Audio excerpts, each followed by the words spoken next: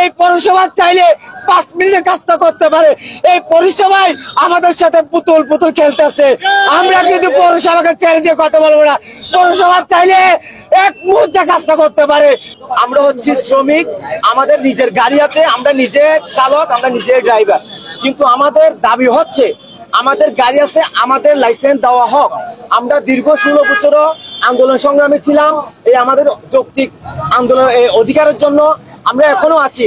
আমরা যদি আমাদের সব 1200 মানুষের দায়ভার পৌরসভাকে নিতে হবে, পৌরসভাকে নিতে হবে। আমরা দীর্ঘদিন এই লাইসেন্স ভাড়ায় চালাইছি, ভাড়ায় লাইসেন্স চালিয়ে 5,000 টাকা আমাদের পরিবারের, আমাদের রক্তের উপর শোষণ করে এই টাকা দেওয়া হয়েছে। আমরা এখন আর দিতে পারতেছি না।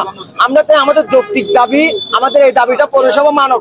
পৌরসভা চাইলে 5 মিনিটে কাজটা করতে পারে। আমাদের দীর্ঘ 6 মাস কেন আমাদের আজকে বউ বাচ্চা বাজার করতে পারতেছি না। আমরা এখানে এসে আমাদের দাবির জন্য আমরা প্রতিদিন এখানে এসে আমরা বসে থাকি।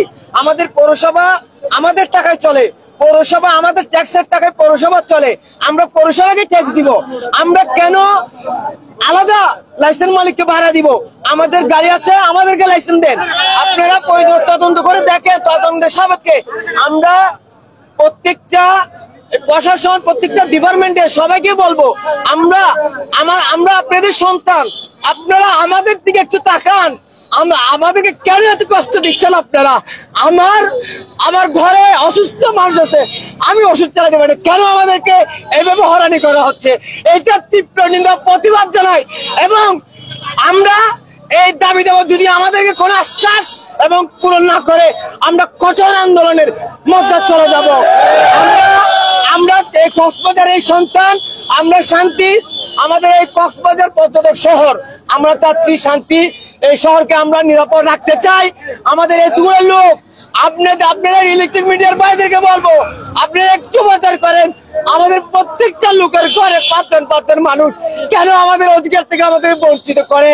এই পৌরসভা চাইলে 5 মিনিটে কাজটা করতে পারে।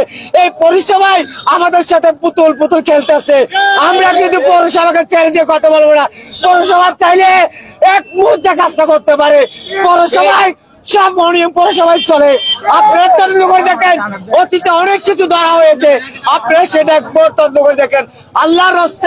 আল্লাহর রস্তে আমাদের এতগুলো মানুষের রীতিকের উঠে দেখে আপনারা আমাদেরকে একটু দয়া করেন।